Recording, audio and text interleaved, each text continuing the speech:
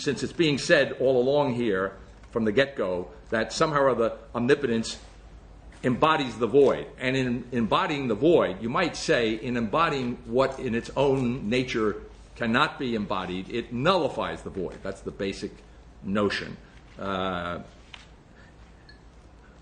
you might imagine that there might have been at least some kind of extension of omnipotence, so to speak, necessary in order to pull that off. And I'm saying it would have been necessary except for the fact that that apparent necessity is precluded by the fact that the mode in which omnipotence deals with the void is not by containing it, but by embodying it, all right? And embodying the void together with everything, skip the parenthesis a moment, embodying the void together with everything that does not contain itself, all right? So, and that nullifies the void, because the void, we were saying the other day, does contain itself. As it were, left to itself, it contains itself, right? So if omnipotence embodies it, it's the nullification of the void. Now, the void,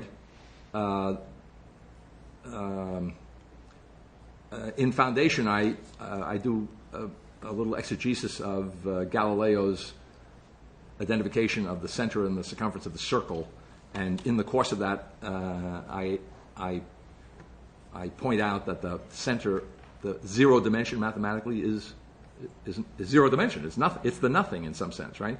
It's the vanishing point, right? It's like the evental vanishing point, so to speak. The vanishing point which the event is in Badiou. So yes, I would say I think that's an interesting idea, that to the extent to which the void, the null set, is annulled, since there is, to the extent to which there is no nothing, and to the extent to which historically, mathematically, and otherwise, we understand the center to be some kind of null point, right, or null dimension, then having eliminated that notion of the center is at one and the same time, yes, the infinite multiplication of centers, because they don't have to be centers of some totality, and they don't have to be nothing. Quite the contrary. The centers are infinitely particular, infinitely, infinitely there, infinitely here. The nullification of the null set is very interesting too, because in the set theoretical formulation, if you don't have the set of all sets, the ordinary formulation is the set of all sets is the null set. Okay. But if you eliminate the null set, then you are somewhere in between having the set of all sets and the denial of the set of all sets. Okay. Which, I mean, Badiou's position is there is no set of all sets. Right. The set of all sets is the null set. But if you don't have the null set, you have the infinite centers. The infinite number of centers. All right. So in those terms, I'm thinking you're saying, in effect, you have something like embodiment. Yeah. Okay. Good. Well, that's good to know. All right. So the essence of omnipotence itself precludes the. Oh, I already did that. Oh, I wanted to. What did I want? I wanted to just comment on that parenthetical reference, which is very abstract, so it may not be immediately clear. I think I probably will have already said in the text somewhere, when I say that simplicity is neither contained nor does it contain, or neither contain nor can it be contained, something like that. So I'm now just translated in a Levinasian way. Right? Simplicity itself is otherwise than containment. In some, but more precisely, though, I found myself having to say otherwise than containing itself. Okay, so it's kind of an internal reference to simplicity. In fact, omnipotence, now actually the body of existence, is the inside out of the absolute elasticity that is Hegel's absolute idea. The absolute elasticity of the Hegelian idea had no room for what neither contains nor can be contained, no room for simplicity itself, no room for actual omnipotence itself. The absolute idea was precisely the simulacrum of omnipotence, the turning inside out, were it possible, of omnipotence, but then, since that is not possible, merely the turning inside out of the notion of omnipotence, so that its definition was its having nothing outside of itself. Having nothing outside itself, the absolute idea excludes, without being able to preclude, what cannot be contained, simplicity itself. The identity of omnipotence with simplicity itself is its being absolutely without the necessity of maintaining the notion of continuity fundamental to the notion of elasticity.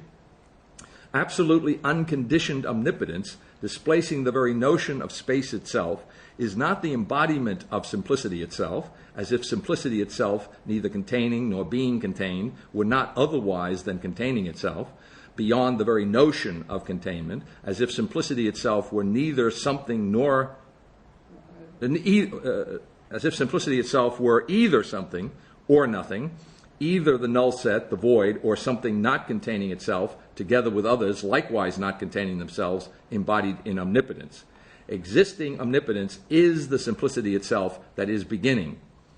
Analogously, in spatial terms, which is dangerous, but we go in anyway, the gravitational force universally attractive, neither containing nor contained by the cosmological force, nor embodying it, does not go beyond itself in being identically coextensive with the ever-increasing rate of acceleration in the separation of the large-scale bodies of the physical universe produced by the latter.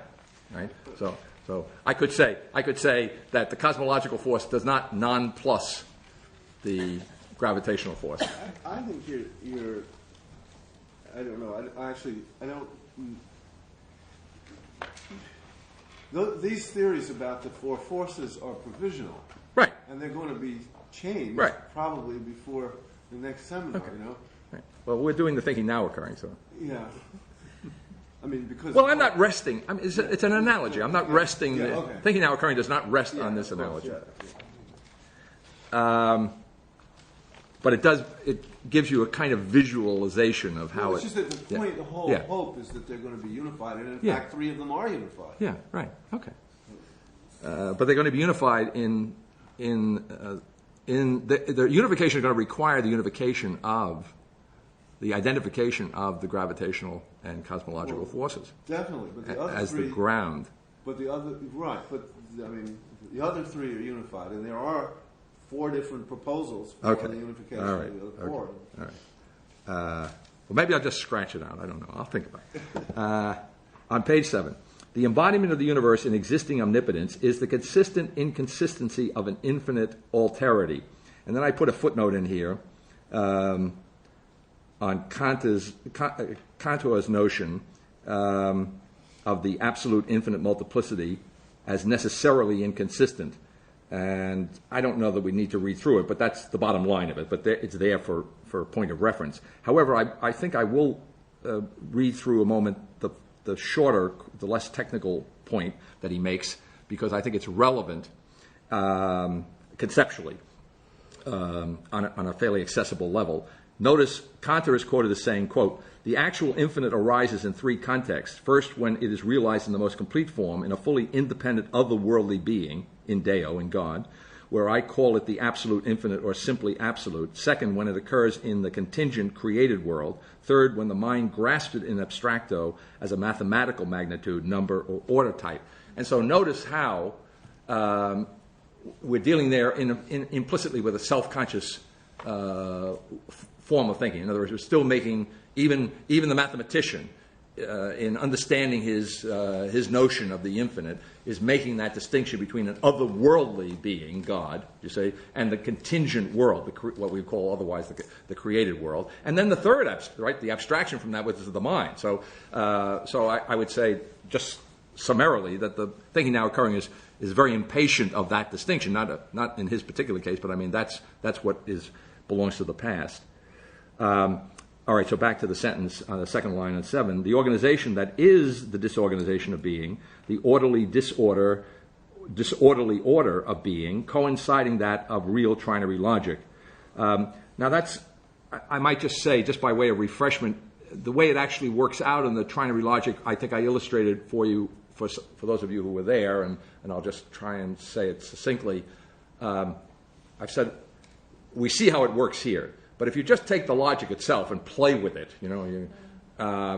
what you discover, and it's very frustrating to traditional minds, what you discover is that there's a certain inconsistency, right? But where you would think the inconsistency should argue, right, should be a problem vis-a-vis a completeness or whatever, you say, in the thinking now occurring, because, of course, it's a thinking now occurring which is an absolute other consciousness, it's not a problem. But putting it positively, I can arrange, let's say, four instances of these digits in such a way that I can, you might say, decide, I might say arbitrarily, but I don't want to say that literally, right? But I can solve the same equation, as it were, using these logical digits in at least two different ways. Okay?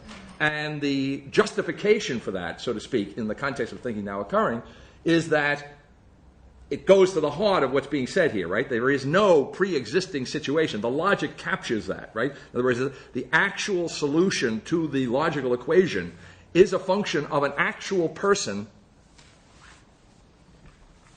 solving it. It's not solved. It's not already solved in the book, so to speak. You see what I'm saying? In the book, it tells me 2 and 2 is 4, and that's it. And it has nothing to do with whether I go through the equation, right? It's that kind of thing. And the closest we get to that in American pragmatism, which I mentioned at the time that I was going over this, is that Peirce. It's just glorious. I mean, it's really great. Peirce says, it's true that every time we add 2 and 2, we get 4.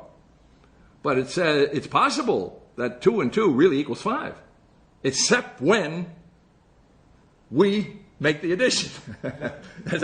every time we add 2 and 2, we get 4. But really, 2 and 2 could equal 5. See? Now it's that halfway house. See? He's got the notion, but he's still clinging on to the notion that the alternative to our actually adding the numbers is there. You see? Okay. So if you can radicalize the notion that it is what it is when we do it. In his semiotics, there's a notion of what he calls an index.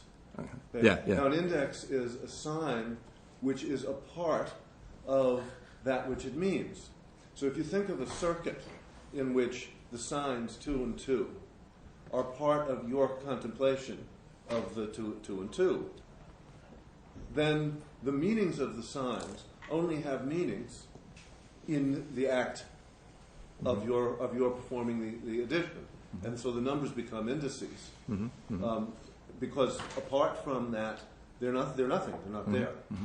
So you could extract from the part from the semiotics. You could redo. If we could, excellent. Yeah. If we could reduce Peirce's semiotics to indices, because that's what we're talking about here. Right. That's right. But we can't do that to Peirce. That's unfair. He's dead. Can't speak for himself. Right? But that's a very good. I think that's right on. Yeah, that's right.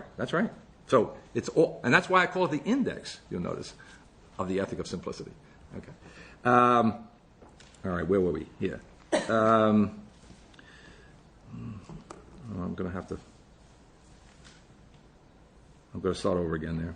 The organization is the disorganization of being, the disorderly order of being coincided that of real trying to be logic. Oh yeah, that's when I tried myself to mention that aspect of the logical operations.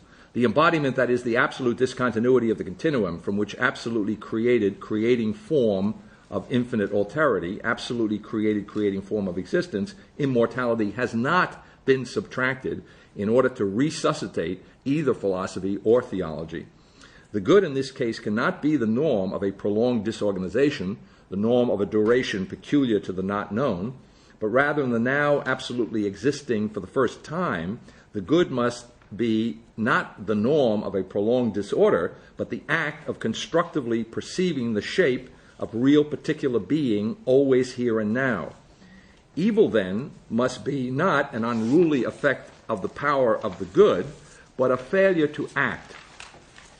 Concerning evil, Badiou says, quote, I shall posit the following general principles: that evil exists, that it must be distinguished from the violence that the human animal employs to persevere in its being, to pursue its interests, a violence that is beneath good and evil, that nevertheless there is no radical evil which might otherwise clarify this distinction, that evil can be considered as distinct from banal predation only insofar as we grasp it from the perspective of the good, thus from the seizing of someone by a truth process, that as a result, evil is a category not of the human animal, but of the subject, that there is evil only to the extent that man is capable of becoming the immortal he is, that the ethic of truths as the principle of consistency of a fidelity to a fidelity, or the maximum keep going, is what tries to ward off the evil that every singular truth makes possible.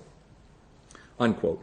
By way of comparison to this list of general principles concerning evil that obtain in the case of Badiou's formerly revolutionary thinking, here is a list that obtains in the case of revolutionary metanoesis.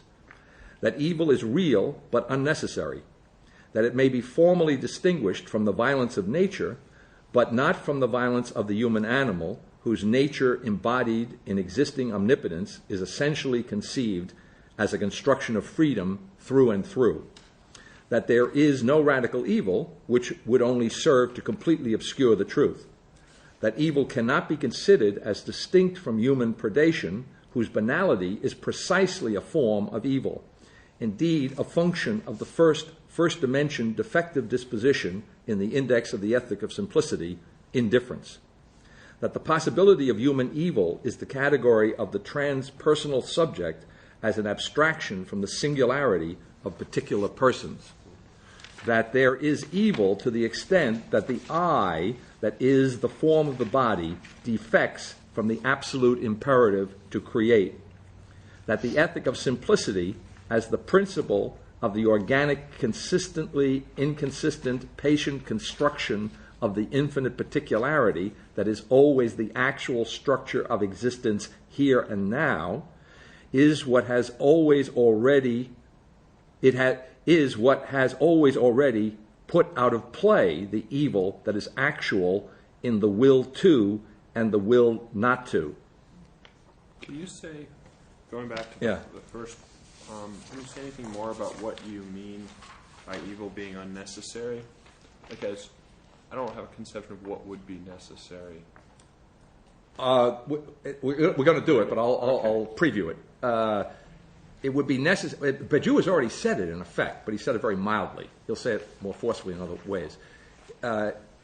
Evil is necessary in subjectivity because subjectivity is essentially duplicitous. Now, when Badiou says that in French, it doesn't have the negative connotations it has in English. It's essentially a doubleness, a duality, right? A twofold, right? And therefore, it finally dawns on him. That's what, and I'll point this out, I think, in the text. In the introduction, the English edition, Ethics, his introduction that he wrote especially for it, he's warning you that he's updated his thinking a little bit since from the body of the text. And so while it may be implicit in the body of the text, it's certainly not explicit, and he has since come to realize that when the subjectivity comes into being in the wake of the event, so to speak, or in response to the event, that subjectivity holds the possibility not only of what you could say good participants, participants who are working in light of the norm of the unfolding of the truth process, but it also holds within itself the real, actually his language is very specific, right? That it has within itself a place for the evil figures, the obscure subject and the negative figure, and those are a couple he names, okay? So in other words, in that sense, when I'm dealing with subjectivity, evil is necessary. It's structurally necessary. I'm going to put it this way, put it a different way later on in the text here, that there's a justification for evil, right? In other words, it makes sense that there is evil because I'm dealing with a self-other logic, right? If there's good, subjectively speaking, there must be evil, right? And in that sense it's necessary, or in that sense it's justified, or in that sense it has its place. In other words, it has. I'm thinking of Leibniz now. It's like evil has a claim to exist, right? It has or at least to be heard from, right? At least to occupy its seat, even if it doesn't say anything, right? And I'm saying that in the ethic of simplicity, the thinking now occurring, it has no claim to exist, right? It has no right to exist. It has no standing in consciousness, and therefore, but however, careful. This is not to say that because it ought not. All right. So neither am I a Hegelian, right? So this is not to say that because it ought not to exist, therefore it doesn't. You know what I'm saying? You see? It has no right to, doesn't mean it doesn't. But see, in the Hegelian logic, Hegel's always putting it positively, normally putting it positively, right? What is what ought to be, and what ought to be is, right? So if evil, and so the negative would be that if it, this is Marx. Marx is Hegel in the negative, right? In other words, if it ought not to be, then it isn't. So Marx looks at the world, he says, gee, this isn't the way it ought to be. This must be a deception. This must be a simulacrum thrown up by capitalism, right? And so they tell me I have to work 40 hours a week to make a living. That's not true. I have to work about 14 hours a week, right? And the other 26 hours a week go into the capitalist pocket. That's a simple essence of Marx's critique, right? But the basic critique is we're being deceived. And how do we know that it isn't really this way? We know it isn't this way because we can hardly avoid noticing that it ought not to be this way. See? All right, so what I'm saying, but the thinking now occurring, not that easy, right? Yes, evil ought not to be, but I cannot conclude that it's a chimera, it's an illusion, just because it ought not to be. So in some sense, it's real, even though it ought not to be. To say, yeah. So aren't the disposition that you're having in your 4 categories of ethics, aren't they a form of evil? The negative dispositions. Yes, that's right. Okay. That's coming up. Okay. Coming up. Can I try something that got me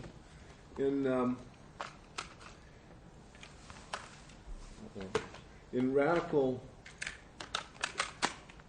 ultra-intuitionist thinking, their notion of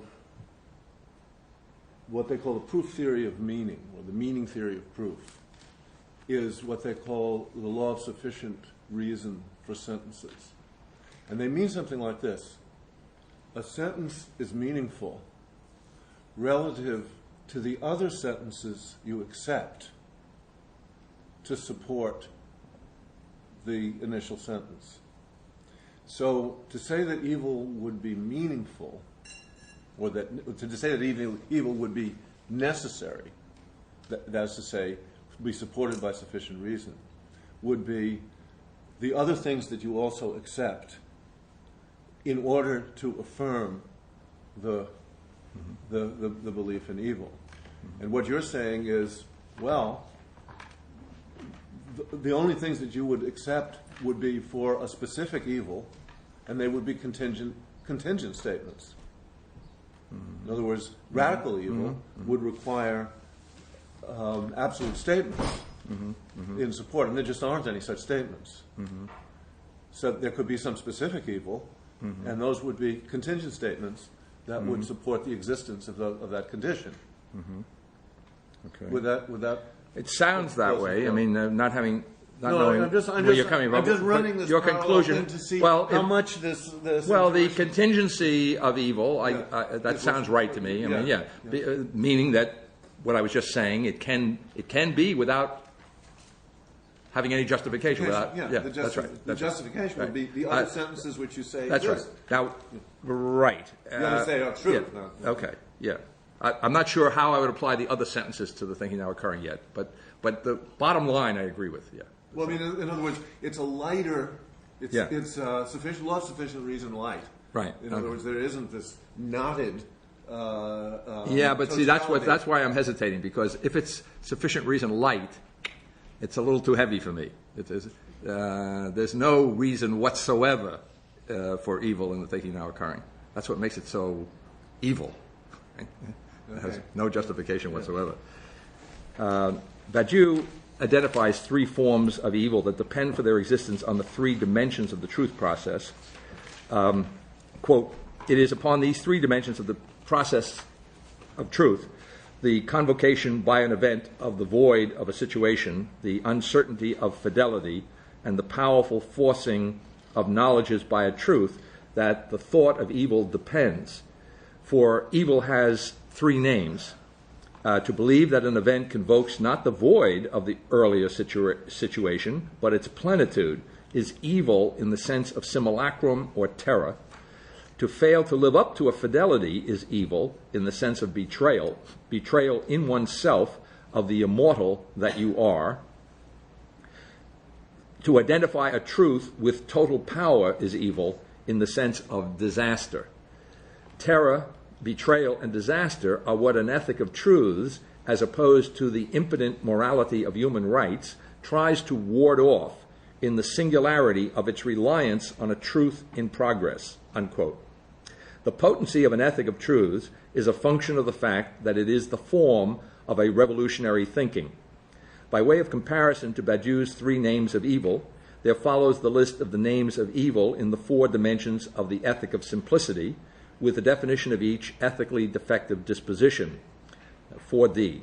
Defective dispositions in the dimension of gratitude, impotence, the will to defeat, hatred, the will to destruction, malice, the will to damnation, or the defeated will to destruction in its effect. 1D. Defective dispositions in the dimension of readiness, indifference, the will not to know, avoidance, the will not to be, denial, the will to not be ready, or the ignorant will to nothingness in its effect. 2D. Defective dispositions in the dimension of discretion, boredom, the will to not perceive, dissemblance, the will to not appear, disservice, the will to not distinguish, or the blind will to deception in its effect. 3D. Defective dispositions in the dimension of beneficence, inaction, the will not to act, misfeasance, the will to not correctly act, malfeasance, the will to do the thing that is not right, or the inert will to erroneous action in its effect. When Jesus says, he's trying to encourage somebody, I don't know what it was, I forget what the issue was, but it was, had to do with, I guess, providence, right? He says to the people standing around, who are just a bunch of guys, if you who are evil, give your son bread when they're hungry, don't you imagine that your Father in heaven is going to do right by you? Right? You who are evil. So yes, that's right. That's exactly the right conclusion. Which would not be the case if we were the innocent animal species of Badiou. So in a certain sense, his revolutionary idealism is a little more palatable, right? Because all these things which I think we could find justification for in our animal, predatory, innocent nature, which are beneath good and evil in Badiou, cannot be beneath good and evil where there's no abstraction of immortality from our concrete animal being. The only solution to this evil is doing the right thing. Ultimately, the only solution to and this is the area in which Zarina, am I getting closer? Is asking questions over the last couple of days. They don't. Evil doesn't have a standing. There's no justification for evil. That's not to say it isn't real. It's not to say that in some sense, which will be more carefully defined in a moment, it isn't actual. There's just no excuse for it, and so I can't get off the hook. It's not part of my nature to be evil. My nature is not corrupt. Nothing wrong with my nature. It's me. It's me. I'm not doing the right thing. Right? So that's the idea. So if you're saying that it's hard to conceive of a human being who is not evil in one or another or all of these forms, I think that's correct. That's correct. Still, the thing is that it feels like, I don't quite get this, that the sense in which I can hear all of these nasty words as being evil is that they do harm. These things result in harm. Okay. So that means that there is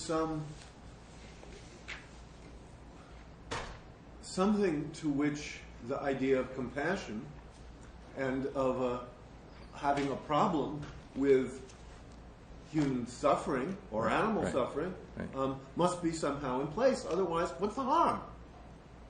Well, okay, I want to challenge your premise, because I see this as a subtle introduction of some kind of radical evil. Well, that's what I don't see how you work that out, because these seem plausible. Why do they seem plausible? Because they do harm. Well, I'm not sure. Well, that's what I'm challenging. Okay, it's not clear to me. Yeah. I mean, I'm not saying I won't think about this. We're having a dialogue. Yeah. But I mean, off the cuff. Yeah. It's not clear to me that the reason these things are names of evil is because they're doing harm. It's because they're not doing right. It's not what they're. It's their not doing. It's their in various modes of being off the beam, right? Not being on track. Beam? What's the beam? The beam is the creation of the world. That's an easy one. Well, at least provisionally easy. I mean, the answer is easy. The understanding is. Yeah, but what's the good of the world? Why is it good? Why is it good? Why is it good? Yeah. Why is it good? Well, the world isn't good. The good is to create the world. So you would have to ask me, why is it good to create the world? Yeah, I guess. why? Yeah. Cool. What's happening?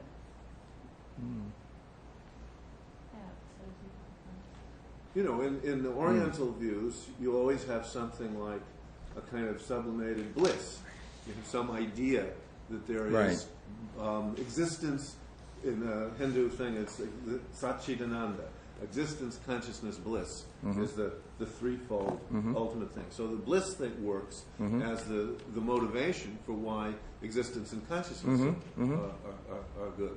In Buddhism too, there's a kind of it's also bliss really in the ultimate state. Is not nirvana as a negative in the Mahayana.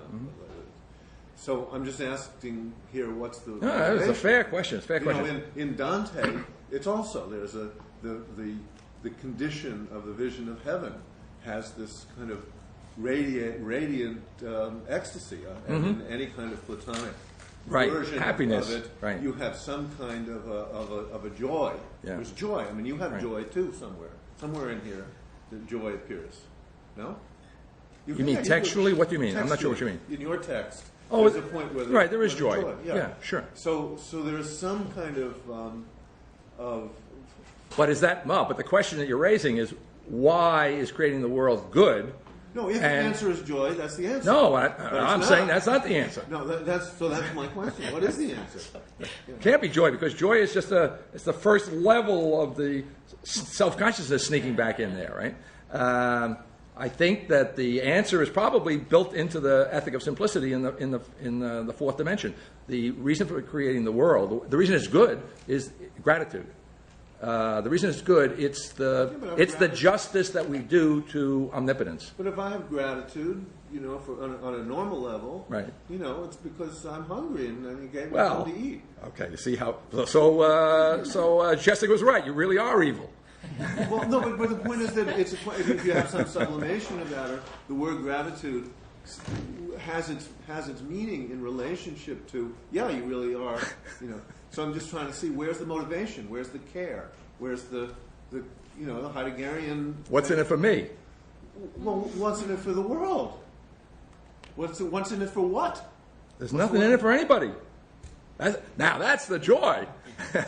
But that's not the reason. Right, so there is something in the activity of the simplicity itself that has its own positivity. Yes, but you were asking.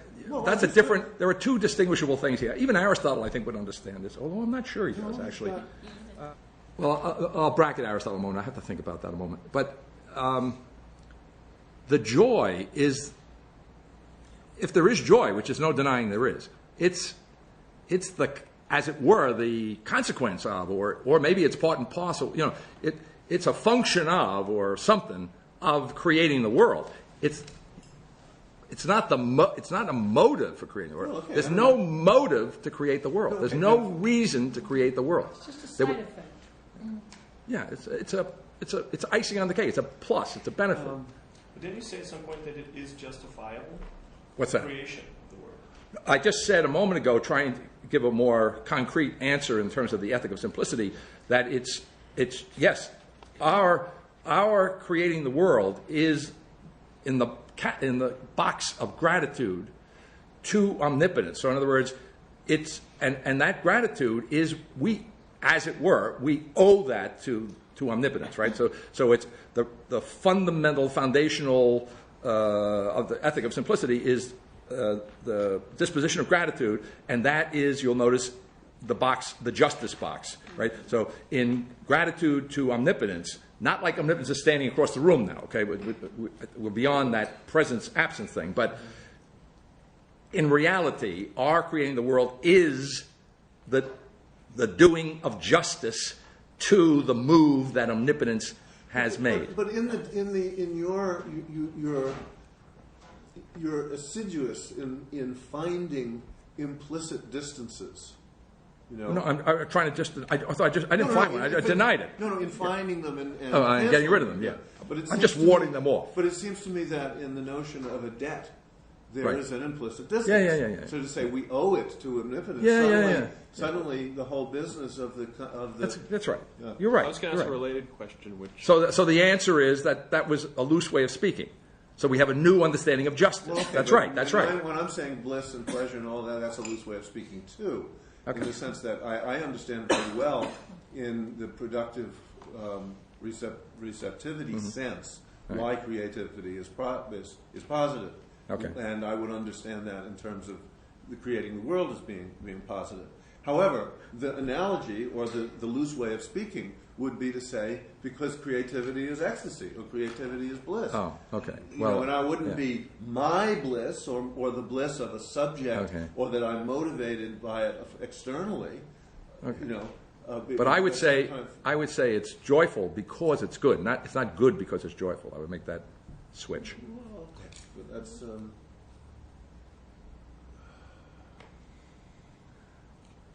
Yeah. It's just where you see your dualities. Okay. In the past, you said that people have the freedom to live in the past. Something like that. Something like that. I don't know exactly. But the freedom. Just to be clear, do people have the freedom not to create the world? I guess in some sense, But aren't they? So, is someone committing one of these depends evils, creating the world? We've got a semantic problem. Are you free when you don't create the world? I would say probably not really, but in the sense of choice, which is really essentially ruled out here, right? But if you ask me, I think you could only ask the question if you're assuming the choice category. The self-conscious category. Yeah, if in self-conscious terms, you're free not to create the world. But when we're beyond self-consciousness, I don't think the question really can come up in that form, you're saying. Hatred, I say, is the will to destruction. Now, why bother, and why bother, so why not just say hatred is destroying, right? In other words, and I think you even said when you were defining it, basically something similar, the desire to destroy or something like that, right? Okay. And so, if you think, in other words, so the important issue here is, and in fact, I think I'm going to say this in the next page or so, the important problem or the important focus of what I'm characterizing as evil is precisely ironically, this is very ironic, intentionality,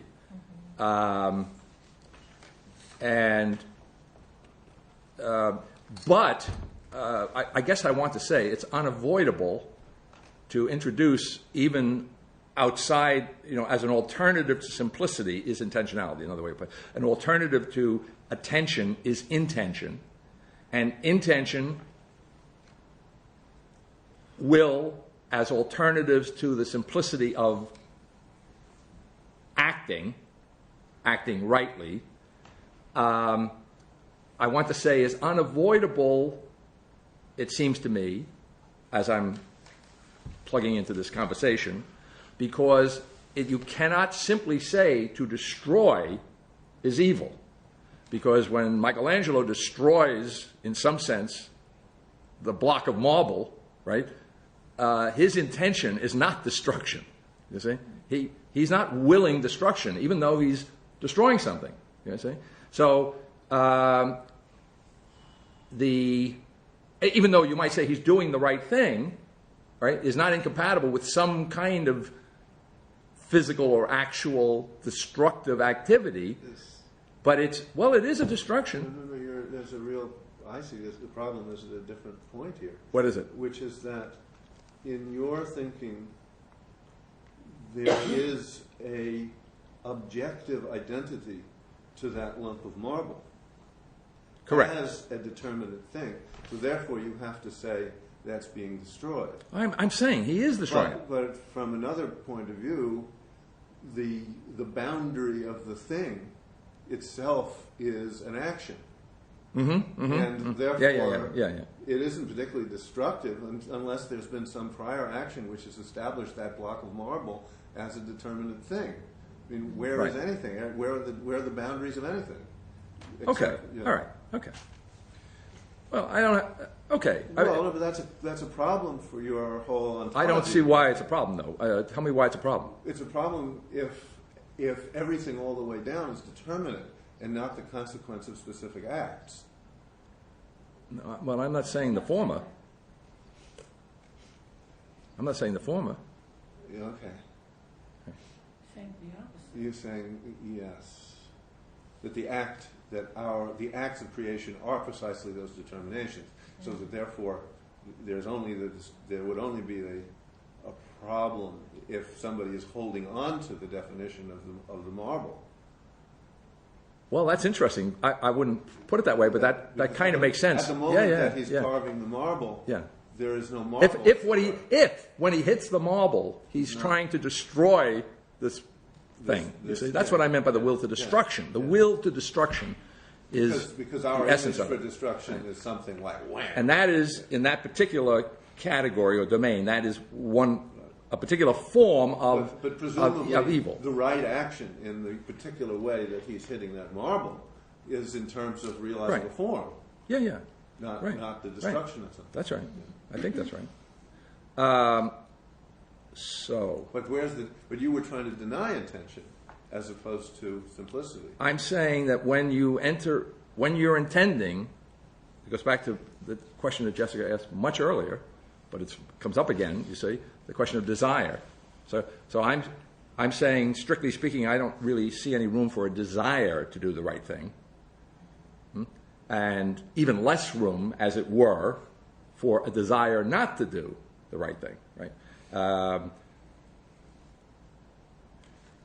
And I guess I could tie that in implicitly with, in my, on page 8, that one of the general statements that I make is that the possibility of human evil is the category of the transpersonal subject as an abstraction from the singularity of particular persons. In that abstract state of what I'm calling here the transpersonal subject, then I have both, at least in abstracto, I have both the possibility, as it were, of, and I think this is what I meant by psychological. This is where Badiou's, I think, is a weak point in his structure.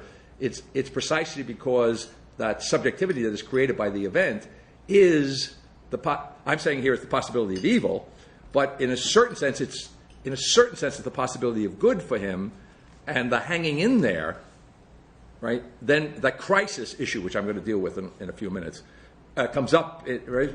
And in that sense, it's not incidentally psychological issue. It's deeply psychological problem for him, whether or not someone is going to, under the pressures of either internal or external pressures of interest, is going to give up on the original truth, right? Well, what I'm getting at is that, therefore, in a certain sense, there is a not getting beyond the possibility of the mere possibility of the good in the subjective state of a truth process. It remains only a possibility that it will, in some sense, continue. Right? Whereas in the ethic of simplicity, doing the right thing is not a matter of possibility; it's a matter of actuality, or it isn't. It is or it isn't. And then on the negative side, and when it isn't, it takes the form of an intentionality, right? And I'm comfortable saying the negative form of intentionality is positively evil, but I suspect, I'd have to write another couple of pages to work this out, I suspect that the positive form of intentionality, if it is not itself evil, is in danger of being evil. I mean, it's the kind of it's like clearing the brush instead of, I don't know what, instead of building the house or something like that. I mean, that's a question that I had. Yeah. Wouldn't there need to be corollaries, positive corollaries to these defective Yeah. dispositions? Well, it's a question that I have, which I haven't answered. I mean, it seems related to the Heideggerian technology matter, of calculation. Mm-hmm. Why you would think that Right. any intentionality would have an evil component, because there would always be this distance of, Right. of a representation. Right, that's going to be right, effective. right. Yeah. So there may be room for that to be explored, which I just didn't do that. That's what I like about it. See, this is actual proof that simplicity is not an alternative to complexity. The good is to create the world here and now. Omnipotence itself now moves to new ground. Now, for the first time, what there is embodied in omnipotence. This is the absolute imperative to create, which is another way of articulating what I was pointing to in one of my earlier responses to Chuck on the question of the justice in that fourth dimension, the gratitude, as being, if you're looking for a reason, which is probably not exactly right, but if you were looking for a reason, then it would be there. But without looking for a reason, you see, actually, strictly speaking, if it's good to create the world, we don't need a reason why it's good, because creating, given the embodiment of the world in omnipotence, is an absolute imperative, right? It is, and the retardation or interference with that creation from my what I keep bugging is that creates suffering. I have no problem with that. Yes, all right. The secondary effect of evil, but not of good. No, of course. Okay. So that introduces the interlaced level of what I was calling harm and so forth. It's just that it's got to be there. It isn't. Yes, but all right. But maybe I'm being too pedantic here. I'm trying to stick to the ethical question. You want to make suffering an ethical question, which to me is like analogous to breaking marble with a chisel an ethical question. That's not. In other words, that's whatever that is. It's something else. So that I can imagine I can imagine a right action which involves suffering. Yeah. How about like the crucifixion? A right action that involves suffering that. In and of itself, including the suffering that is inseparable from it, is not at all, has no evil associated with it at all. So, yes, suffering in certain contexts may be a result. It may be. You're keeping the ethics in this kind of purest. Well, that's the job. That's my job. I have to do that. It's very non-pragmatic. In the ethic of simplicity, gratitude, readiness, discretion, beneficence are logically ordered pairings of discriminating and doing in the accomplishment of the good. The fundamental principle of an operative ethic of simplicity is attention.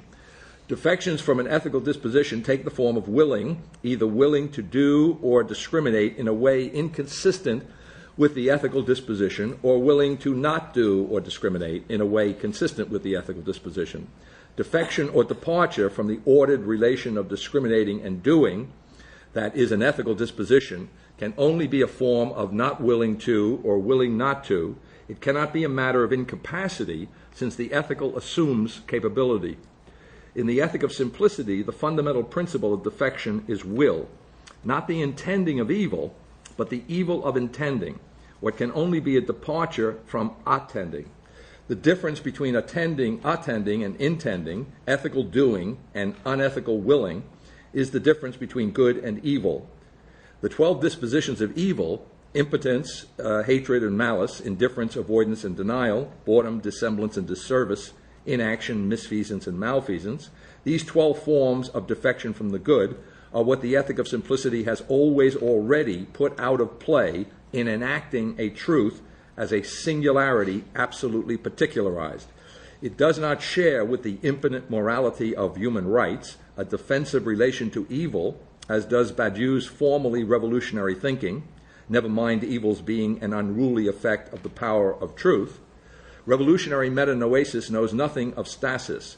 Altogether beyond the notion of the subject, knows nothing of the necessity of faction, knows nothing of the need for a splitting of the wholeness of the person in order to accommodate novelty, nothing of the breaking in two of one in order to introduce change. The ethic of simplicity knows nothing of the subjective space in which the reactive figure or the obscure subject might take their place. It is precisely in its resort to the subject that it can be seen that Badiou's revolutionary noesis, dismissing the Pauline proclamation, Christ is resurrected, as a fable, as a narrative statement that we cannot assume to be historical, while appropriating the form of Paul's fidelity to the event of the resurrection, is completely insensible to the fact that for Paul, the narrative statement, Christ is resurrected, is Christ resurrected. That, in effect, what Badiou cannot assume to be historical is for Paul history itself. And the cause of this paradox, the paradox of appropriation that is no paradox, is precisely the self-conscious reading that infiltrates the text of Paul with the subject who effectively takes the place of the resurrected Christ, the subject who must then be destoried, indeed desubstantialized. It is within this destoried, desubstantialized, subjective space that the figures of evil have the room in which to take their place. The resurrected Christ, who is not the resurrected Christ, the subject, the immortal, is the desubstantialized form of history itself. In Novitas Mundi, the writer says, quote, "Indeed, history is that form of knowledge in which the story of what has occurred is what has occurred. History, then, is the identity of the storyteller with what has occurred to him. It is the identity of the storyteller with the fact of his being in the world. History belongs properly only to man, then, because only in his case is the fact of being in the world identically that of the historian. The historian, qua historian, is what has occurred to him in the course of his being. History, therefore, if it exists only as a matter of personal experience. That the essence of history is that it is a personal experience of man seems to be merely a regulative principle in the manner of Kant's ideas of pure reason for the organization of a science of history within the spatio-temporal limits of understanding. But by such by such an inversion, we would be immediately returned to those perspectives that take man as a creature active in a natural environment, which views, since they lack the identity of the storyteller with the story of what has occurred to him, stand back in their freedom from the thought of the unconditioned, concerned essentially with man's future, but not with his history. If history actually exists, to the contrary, it is a matter of personal experience of an occurrence to the essence of man.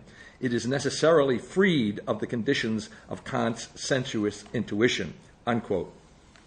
Actually existing history is a matter of the personal identity of an occurrence to the human essence. History is the absolute occurrence of personal identity that is humanity itself.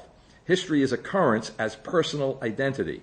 Where the person is neither subject nor self, the identifying historical occurrence can only be objectivity. Where the foundational ethical disposition is gratitude or productive receptivity, the objective occurrence that is the person is a personal construction, essentially historical, at once the essence of history, actualized by being at the disposal of thought. In any event, there can be no person who is not an historical occurrence, no storyteller whose story cannot be assumed to be historical. In Paul's case, the storyteller whose story cannot be assumed to not be historical cannot be assumed to be a fable.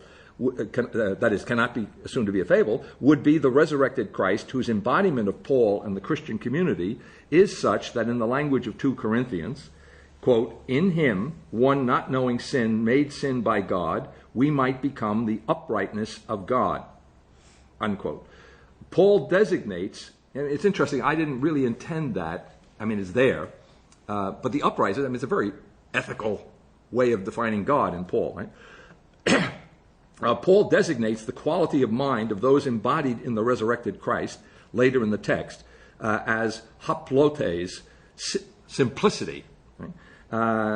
To be embodied in the storyteller whose story cannot be assumed to not be historical is to be embodied in him in whom is the very simplicity that qualifies the relation to him. The simplicity in relation to the resurrected Christ, and here I'm abstracting the phrase from Paul's text, eis Christon. Now, this is a technical point which is very precise and right to the point. That's why I'm including it. Let me read it and then I'll do an exegesis. The simplicity in relation to the resurrected Christ, eis Christon, is in the resurrected Christ, en Christo. There is no simplicity in the relation to Christ that is not in Christ. If the proclamation Christ is resurrected is Paul's simplicity of mind in relation to Christ, it requires that Paul be in Christ. Let me just pause there. The grammar, the eis, is simple. I mean, it can be translated a lot of different ways, as all these words can, but the main thrust of it in English would be into or toward.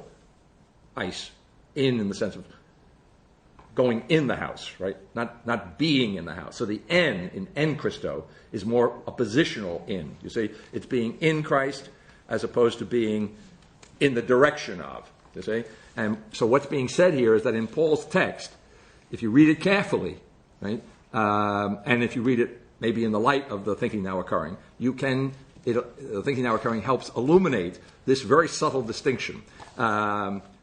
Both of which are operative. These are not alternatives, right? Not only they are not alternatives, but there is not one without the other, right? So in other words, you have a distinction, but they go together. You cannot have a relation to Christ in Paul unless you are in Christ. You see? So there's no possibility of taking apart. So the simplicity in the thinking now occurring understands itself to be essentially faithful to the simplicity of Paul's message. And the simplicity of his message is that there is no message unless the message is in the reality that it's pointing to, that it's in relation to. If the proclamation Christ is resurrected is Paul's simplicity. Okay, next sentence. If Paul is in Christ, Christ is resurrected. In 1 Corinthians, Paul says, quote, if Christ has not been raised, then our preaching is empty. And I just put the Greek there because it's nice because it has the kenon, the kenosis idea that is so important to Altizer. If Christ, and however, it's going to be important to making the link to the subject that is infiltrated and replaced the Christ of Paul's text. If Christ has not been raised, then our preaching is empty, and so is your faith, quote, unquote. It is the form of this empty proclamation and faith that turned oppositely to Paul provides Badiou with his model for the desubstantialized subject, the storyteller who is not his story, the historian who is not his history, the generic subject who bears the truth as the not known and unutterable eternal of time, forcing the presentation and representation of being qua being, but all the while keeping its distance, hovering, as it were, not above the waters of ontology. That's a reference to Levinas. Levinas is pre-consciousness form of metaphysical ethics. It's not that. For this subject is a creator, unlike Levinas's pre-consciousness subjectivity. The post-consciousness subjectivity, the metaphysical, ethical subject of Badiou is a creator, so it cannot hover above the waters of ontology exactly, you see. But hovering above the waters of sensibility and descending only to punch a hole in sense, at once the incapacity to assume that the storyteller is the story, effectively the denial of history as world creation. So Badiou says concerning the eventuality of truths in the domains that are the conditions of philosophy and philosophy's return, quote, if a truth is never communicable as such, it nevertheless implies, at a distance from itself, powerful reshapings of the forms and reference of communication. This is not to say that these modifications express the truth or indicate progress among opinions. For instance, a whole body of musical knowledge was quickly organized around the great names of the classical style, a knowledge that could not previously have been formulated. There is no progress here, for classical academicism or the cult of Mozart are in no sense superior to what went on before. but it marks a forcing of knowledges and often extensive modification of the codes of communication or the opinions on music that human animals swap. Of course, these modified opinions are ephemeral, whereas the truths themselves, which are the great creations of the classical style, shall endure eternally. In the same way, it is the eventual destiny of the most astonishing mathematical inventions to wind up in college textbooks, even to help decide the selection of governing, I don't know whether, it must be a the missing, or a the, something, a governing elite via the entrance exams to the Grande École. The eternity produced from mathematical truths is not itself at issue here, but they have forced knowledges required in this fashion for the arranging of sociality, there again the animal kingdom, and such is the form of their return back to the interests of the human animal, unquote. The truths themselves shall endure eternally in the space of thought, in the always of time, reopened by philosophy. But the being of the world itself, the world of consciousness and sense and sociality, the world of opinions, is ephemeral, precisely insofar as it is forced by truths. I'm going to pause there because I've just hit the clock, and I'll just pause, and we'll pick it up this afternoon. Great. Well, first of all, I guess it's implicit here. The attention that is required is perfect. There are no compromises within the ethic. So I guess the question more carefully thought about might be, can there be a perfect attention? So my first answer, I think, would be that self-consciousness, yes, there can be an attention in self-consciousness, but it cannot be perfect, and therefore, as it's occurring, it occurs to Badiou that it's undecidable whether the militants will continue to attend to the event, the truth of the event. Do you see? So yes, attention is possible to self-consciousness, but perfect attention, I would say, is not. And that is William James, who is an American pragmatist and therefore is a participant in some form of subjectivity, not the absolute subjectivity of Hegel, but nevertheless the modified form that has room for, makes a space for objectivity, as I say someplace. William James defines in the negative a weak will. When people talk about, I want to give up smoking, but I've tried 152 times and I just can't do it. James explains the weakness of the will as inattention. So there's an interesting thing going on here. In other words, when you're, in my language, and in this context, when you're perfectly attending, there's no the will has, the will has, what's the word? It has been transformed into a perfect objectivity. And in that sense, I don't know what the right word is. I need a word. I'll have to find a word. But you know what I'm getting at, right? It has evacuated. Just like, it's analogous to that notion that your image, which I can never reproduce accurately, but in other words, I don't literally want to follow this intellectually, but I thought it was a good practical notion you had one day of somehow going so far into yourself that you came out the other side, and what was left was the concrete objective person. It was something along those lines. Yeah. And it's something like that the perfect attention obviates any reference to will. But you see in James that it's precisely the inattention to, in his case now, it would be the idea, but for him the idea and the thing are the same thing. The falling away of perfect attention is already, then you notice that I can't do what I will. So there is that kind of point of intersection between what the thinking now occurring is saying in some absolutely unqualified sense, but which is said in its own way by James, and that's not insignificant because James, as a pragmatist, is a subjective thinker who's taking objectivity with a real seriousness, as all the pragmatists do. So that's not an accidental relationship that we might note.